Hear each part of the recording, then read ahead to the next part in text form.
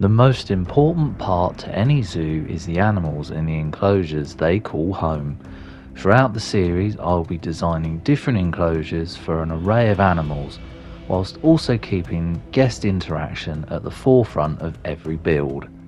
Join me each week as I tackle a new enclosure and idea and try and bring it to life within Planet Zoo.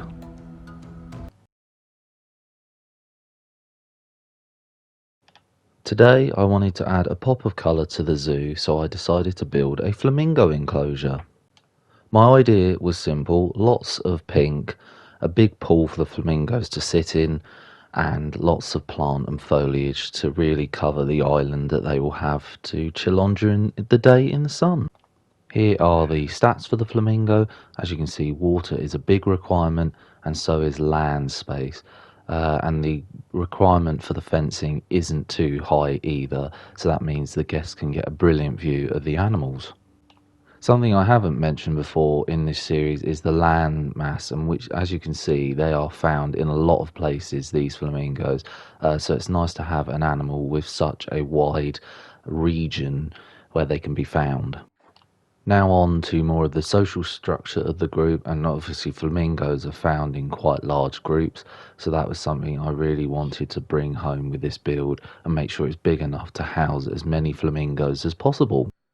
To start off the build, very similar to the last one, I was using the same tool to make an indent into the ground, and this is the sort of rough layout I wanted for the pool. As you can see, it's not a perfect shape. I wanted it to be like that specifically because in a moment you'll see I add a walkway over the sort of middle section of the pond here, so that guests can really get in and over the enclosure so they can get the best possible view of the flamingos. Here I am just fiddling about with different ramps to add so that the flamingos can get in and out of the pool fairly easily. It wasn't necessary to have many, so I just had the one where I'm planning to build the house. As you can see, I'm building the house now, and it is pink, like I said I wanted it to be. Here I sort of changed my mind on how big the house it was. I felt like it was a bit big for the animals themselves, so I made a little tweak there and a little indent just so there was more of sort of land for them to sit on. I decided to do something a little different with this build and continue the wall around the entire enclosure and make it as one, so it's connected to the house itself, which you can see I'm doing here. I'm just sort of laying out where I want the boundaries to be for the flamingos, also bearing in mind that the walkway does come through over the top, but making sure there is enough room for the flamingos to access the whole enclosure, to really make use of the space. Upon reflection, I realised there wasn't any windows into the house, so guests couldn't see. So here I am just adding a couple of windows, and these are just the shop window holes inserted there. Now I'm filling the pool, which I'm very pleased with, because it sort of gives me a rough idea of the space I have to work with. Next up came a very tedious part of the build, where I wanted to add some patterns to the wall itself, and this involved trying to find the pattern first of all, and also placing it along the wall, which I wanted it all the way around the edge where guests would see, just to add a bit of contrast to the pink itself, so it wasn't just a full wall of pink. Once that was done, I felt it was time to actually add the keeper gates so the keepers could get in, as well as the null barrier, to really close off this enclosure and think about getting a flamingo in, so I can really sort of enhance the space. With the barrier complete, I really wanted to make use of sort of enhancing the viewing areas before putting an animal in, and just spending a bit more time on making tweaks and changes before chucking the animal in and doing the final sort of few little bits. Enhancements made, I decided to add some rock work around the edge of the pool just to really finish it off, because some of the edges were quite sharp and muddy and didn't look very impressive from outside the enclosure. Continuing with the enhancements, I'm adding some paneling to the house just so there's some more focal points and it's not all pink, and just now I'm adding some shelter to the shelter, mainly so the flamingos have some shade when they are on the island.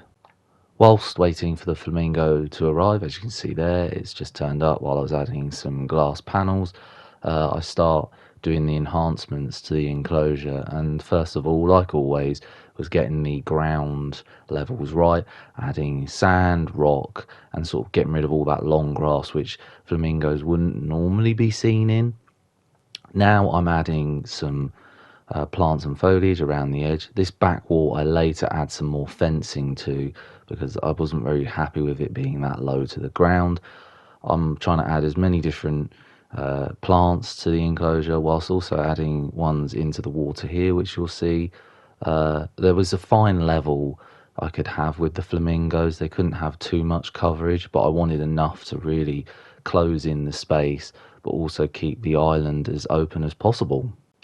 Here I'm just adding some little plants dotted around the island, just to really add a pop of colour and fill that space, which overall I was really happy with the way this come out. I thought placing it sporadically might look a bit weird, but I think it just made it look a bit more natural instead of having it all clumped together. Here I am making those adjustments to the fence like I said earlier, and I actually done this all the way around the side in the end as well, just leaving that front view available for guests to see. Now comes the last few finishing touches. I knew I wanted a water feature, so I added that here, which I was pleased with. Obviously it does block a bit of the window, but you can still see through it. And obviously here comes the bedding. There is a lot of bedding in here, but I knew I wanted a big group of flamingos. There's also a bit outside, and the water bowl and enrichment feeding stations are all there so the flamingos aren't bored. To tidy up a few bits, I wanted to add some electric fences just for that extra security, especially around near the ramps. As you can see, there wasn't much of it, and it was quite low to the ground anyway, just to keep some of the areas fenced off to the flamingos. Overall, I'm really happy with this, and I'm glad I've added a pop of colour to the zoo. I've also included my first bridge, which goes into the enclosure, bringing guests into the action.